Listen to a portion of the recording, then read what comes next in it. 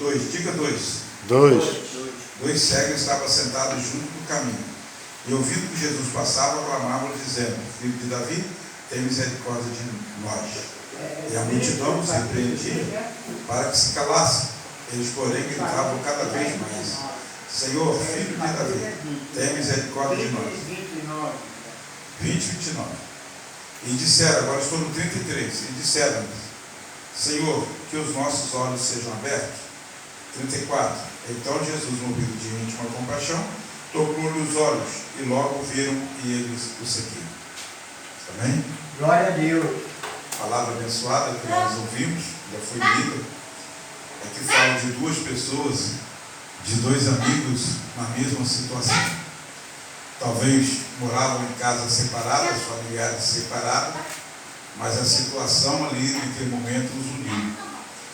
E eram dois cegos. E esses cegos, antigamente eles eram colocados no lugar de muito movimento, como é hoje também, né? Lugar de muito movimento para que eles recebessem a esmola, ganhassem a esmola. E o lugar de muito movimento naquela época era Jerusalém, a porta do templo. Ou em outros caminhos que eram movimentados na época de Páscoa, na época de grandes festas, era colocado então os pobres, era colocado onde os ricos se sobrejavam com as suas esmolas. Mas aqui a gente vê aqui um detalhe importante, que saindo ele de Jericó, ou eles, Jesus, né? Saindo de Jericó, uma grande multidão seguia Jesus. Levando isso para o nosso dia a dia, levando para a nossa vida hoje, muitas pessoas estavam seguindo Jesus naquele instante, naquele momento, justamente porque Jesus fazia milagres que eles não tinham visto, que eles não viam. E aquilo chamou muita atenção daquele povo, e eles começaram então a seguir a Jesus por causa dos milagres da multiplicação dos pães, dos peixes. Quem anda com Jesus não vai passar fome, não vai passar escassez. Então eles aproveitavam a companhia de Jesus para estar ali, principalmente as mulheres, as crianças, e Jesus os tratavam com delicadeza e educação, e elas então gostavam de estar junto do mestre. E naquela época existiam também muitas viúvas, muitos órfãos, porque a guerra fazia muitos órfãos, como se faz hoje lá no Oriente Médio. Se você vê lá no Oriente Médio, no povo de Gaza, no povo da Palestina, você vê quantos órfãos hoje ficaram, quantas mulheres ficaram viúvas. E eles estão atrás dos escombros, ainda procurando mais de 11 mil pessoas que estão soterradas. E nós vemos então que esta é a realidade do nosso dia. E a realidade de Jesus naquela época era grande pobreza, muita fome, muita escassez, e muita arrogância do homem, a prepotência do homem de tratar a mulher com falta de dignidade, de tratar as pessoas de uma maneira diferente que nós vemos hoje. Não vou entrar em detalhe no sociológico, mas era assim totalmente diferente do que nós vemos hoje. Vocês veem que até hoje precisa que a justiça interfere através da lei Maria da Penha em alguns abusos que tem a mulher. Imagina antigamente como o homem ele na sua mente, ele cauteriza a sua mente, mas uma mente lavada pelo sangue de Cristo, uma mente voltada para Cristo, para os seus mandamentos, ele age diferente. O homem de Cristo, o homem de Deus, ele age diferente. E esses cegos estavam ali, esses dois homens mendigando, pedindo ali a esmola, porque na realidade tudo, quando você pega os textos antigos, você vê que as famílias levavam eles ali, deixavam eles e ficavam no final de tarde, antes do pôr do sol. Pegavam eles porque com o dinheiro deles, eles que governavam o dinheiro, porque eram cegos dos dois homens, eles não viam. E vinha Jesus com a multidão. Jesus passando com aquela multidão, e junto com Jesus estavam os seus discípulos. E as multidões que enxergavam que as multidões que andavam estavam junto com Jesus. Eu quero abrir um parênteses aqui, que muitas das vezes o verdadeiro cego é aquele que anda com Jesus, mas não consegue enxergar as suas maravilhas. É, Deus, aleluia. E o verdadeiro morto é aquele que tem a sua palavra, que não dá vida nenhuma para ele. Entende? Então aqueles cegos, ouvindo Jesus, ouvindo o tropel, ouvindo o alvoroço, perguntou quem estava passando. Jesus de Nazaré. É aquele que cura, que o pessoal estava falando que ele cura, que ele faz milagre, que ele faz isso, que ele faz aquilo. É ele mesmo. E os dois começaram a gritar. E nenhum individualismo nós vemos ali entre os dois, porque ambos competiram para os dois. Nós usou um plural, nós. E Jesus parando e ouvindo aquela voz, e a multidão pedia que eles calassem. Mas se nós calarmos de pedir a Jesus aquilo que nós estamos precisando para a nossa vida, irmão, que seríamos de nós? E nós temos que clamar ao Senhor através da nossa oração, das nossas petições, da nossa adoração. É um momento, é um modo de clamar ao Senhor, é adorar o Senhor na beleza da sua santidade. Porque Ele procura na terra os verdadeiros adoradores. E aquele que adora o Senhor em espírito e em verdade, Deus olha para ele. Nós vemos que Abraão o adorava o Senhor, e o Senhor o chamou ele de amigo. Sabe? É muito interessante nós vemos esse trecho aqui, quando os dois cegos de Jericó, que somente Mateus traz essa narração de dois, que os outros digam que é só um, mas aqui que me chama uma atenção aqui, porque ele fala que eram duas pessoas na mesma situação e pedindo pelo mesmo milagre. E você hoje, de repente você está nessa casa espiritual, pedindo um milagre, mas não peça somente um milagre individual, peça um milagre coletivo, pede um milagre para que você possa abençoar outras pessoas que estão ao seu redor.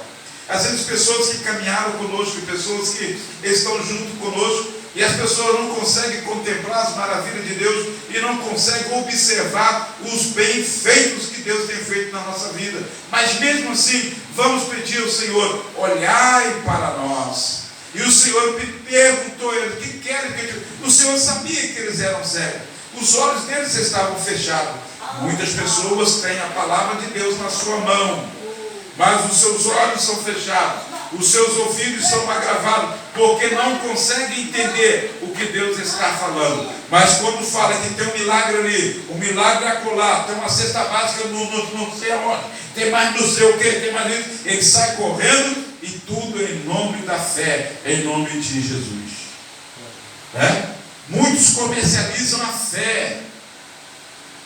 A fé uma vez foi dada aos santos, e com esta fé é que nós vamos orar e Deus vai abençoar. Que nós vamos orar e o Senhor vai curar, vai batizar, vai libertar, vai resolver os problemas, vai dar solução de problemas. Não, Ele vai dar solução dos problemas, que tem que resolver os problemas você. Tem que pedir inteligência a Deus, e Ele vai.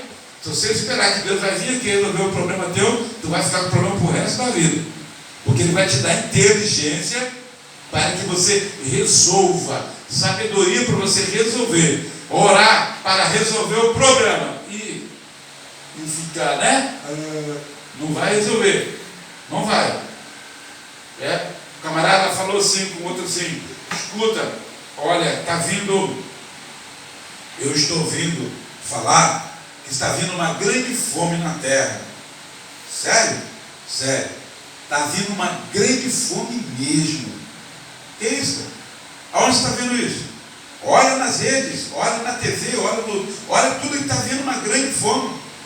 E ele disse assim, que isso, rapaz? Olha só, eu tenho uma lavoura de café para você colher. Tá bom? Eu tenho uma lavoura de café para você colher. Eu te dou essa lavoura de café para você. Para o outro ele olhou e falou assim, e para você eu te dou aquela vase de arroz. Tu vai colher aquele arroz, pega os meus empregados, colhe o arroz e guarda tudo dentro da sua casa. Aí o outro, olha, você pega o café, você colhe o café, põe secar o café, pega o café e saca todo ele e guarda o café. Aí ele falou assim, tá bom, naquele momento de empolgação, tá bom. Quando veio a fome, veio tudo sobre a terra, aí aquele senhor, aquele fazendeiro passou e viu aqueles rapazes com panela na mão e perguntou, o que vocês estão fazendo aqui? Nós viemos pegar arroz. Mas eu não te dei uma lavoura de arroz para você colher? Eu não colhi porque eu não tenho máquina para descascar o arroz.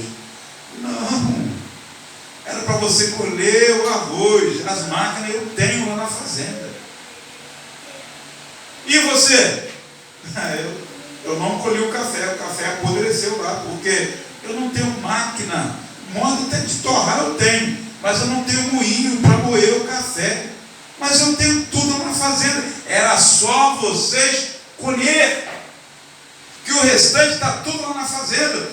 Vocês colhiam, secavam, guardavam. Na hora de comer vocês iam lá, faziam o trabalho de descascar o arroz. Você fazia o trabalho. Vocês teriam o almoço e teriam o cafezinho na parte da manhã.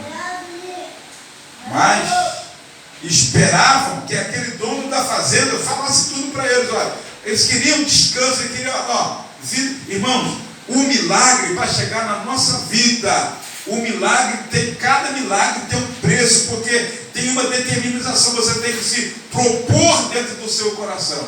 Você tem que falar assim, eu quero. E o Senhor falou assim, o que queres que eu lhe faça? E eles perguntaram, eu sabia. O Senhor sabia o que eles queriam. Eles eram cegos, mas o Senhor quer que você fale. Aí o Senhor fala, ele diz assim, eles o disseram, que nós, veja, que a nossa visão seja restaurada, que nós possamos enxergar.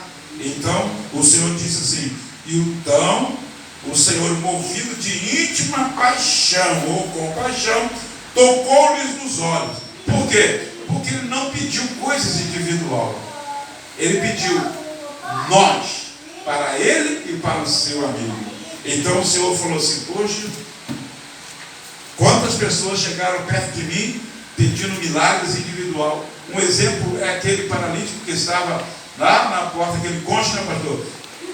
Que estava há 38 anos, 38 anos lá na beirada do tanque, 37 anos lá. E Jesus chegou olhando e falou assim, você está tanto tempo aí, por que você está aí? Senhor, olha, a água, o que queres que eu te faça? Era Jesus. Não, Senhor, olha só, quando a água é agitada, não tem ninguém que me lance na água. Não tem ninguém. Quando eu me acho aí, outro entra no meu lugar. E com isso ele estava ali há 37 ou 38 anos, se não me falo de nome. Então, sabe aquele tempo que aquele homem estava ali, ninguém se compadeceu dele? E Jesus perguntou, eu quero que eu te faça, Senhor. Era só ele falar, Senhor, eu quero andar. Mas ele falou assim, não, quando a água é agitada. Jesus não perguntou isso. E muitas das vezes nós damos respostas erradas ao Senhor. O Senhor pergunta o que quer que Ele faça por nós. E nós damos a mensagem, palavras erradas. Medite na sua oração. Porque a oração, irmão, quando você vai lá no Enem fazer uma prova, fazer uma redação, que é uma oração, você você ganha nota de acordo com a oração da sua falácia que está ali, com o que você está expressando ali. Então o professor, ele vai olhar, quem está corrigindo a sua prova, ele vai olhar e ele vai então dar nota, porque você soube expressar, soube fazer uma oração escrita, você soube então fazer a programação e as pontuações de textos. Com o nosso Deus, Rei dos Reis, com o nosso Senhor Jesus, é a mesma coisa. Se você começar a usar muito pronome pessoal, não vai ficar muito legal. Mas porque você não vive num mundo de casquinha de abóbora, que você é sozinho, não, você não vive assim. Você vive num mundo de comunidade, você vive num mundo, num lar, onde você tem pai, você tem aquela família toda ali reunida, você tem todo mundo ao teu redor, você tem amigos, você tem a igreja, você tem o seu pastor, você tem um corpo de obreiros, que é a qual está te abençoando todos os dias.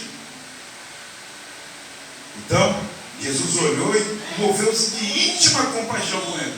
Porque justamente pela posição que eles tomaram. Ajuda-nos, Senhor.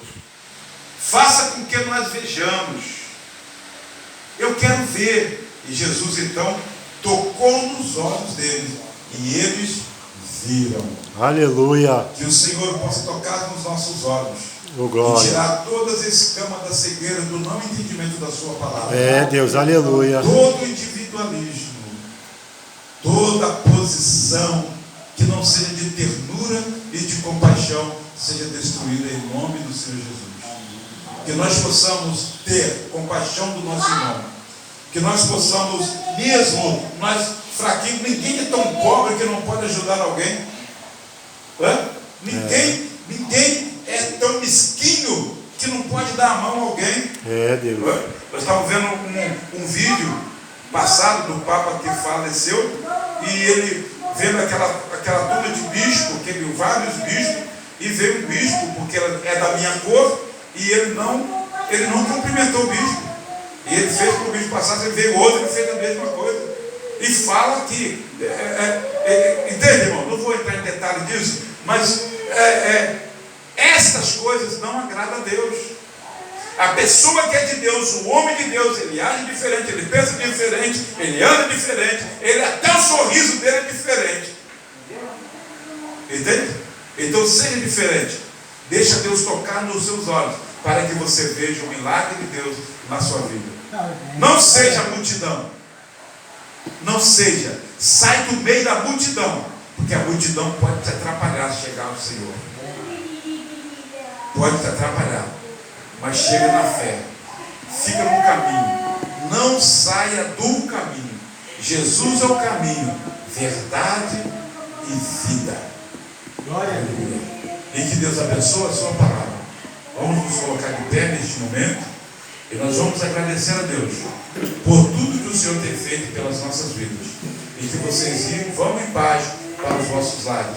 Pensando nessa palavra, eu não posso ser eu sozinho, porque agora não é eu que vivo, mas é Cristo que vive em mim. Então tem que pensar diferente, agir diferente, porque Cristo está conosco e Ele abriu os nossos olhos para que nós possamos ver o caminho da justiça, o caminho da verdade, a vereda que nos leva a um lugar totalmente diferente, a uma posição totalmente diferente, tomar uma atitude totalmente diferente do que os outros tomam. Não é porque a multidão tomou aquela atitude que você vai tomar, não, você é diferente, você tem um chamado, você tem um propósito, amém? Que Deus abençoe, Senhor meu Deus. Neste momento, Senhor, nós agradecemos a Ti por tudo que o Senhor tem feito pelas nossas vidas. Despede-nos em paz para os nossos atos. Leva-nos, Senhor Deus, na Tua santa e gloriosa paz. O Senhor cura, liberta, transforma, ó Deus, e nos dê, ó Pai querido, uma noite de paz, uma noite tranquila. Senhor, toma o nosso país nas Tuas mãos, Senhor. Meu Deus querido e eterno, toma o Brasil, toma a política brasileira, Senhor, que está, Senhor Deus, no seu alto e baixo, Senhor. Toma ela nas Tuas mãos, Senhor Deus. Não deixe que o inimigo, Senhor, Pai querido, toma oportunidade, Senhor, porque ele é oportunista nesta falha, Senhor, Pai, que a política do nosso governo está deixando. Mas o Senhor tem um povo que te louva, um povo que te adora, um povo dentro deste país, Senhor, oh Deus querido, que te louva, ó Pai, e diz assim, Senhor Jesus, Filho do Deus vivo, olha para nós, Senhor, por isso nós oramos e te agradecemos por tudo. Meu Deus, toma Israel nas tuas mãos, Senhor, Deus, toma, Pai querido, o povo lá do Oriente Médio nas tuas mãos, Senhor. Meu Deus querido, o Senhor sabe de todas as coisas, por isso nós oramos e entregamos tudo e todos nas tuas mãos. E o grande amor de Deus, e a graça do nosso Senhor e Salvador Jesus Cristo, e a doce consolação do Espírito Santo de Deus, esteja em cada coração, não só hoje, mas para todos sempre, que todos digam amém. Santidade ao Senhor, santidade ao Senhor, Santidade ao Senhor. Paz seja com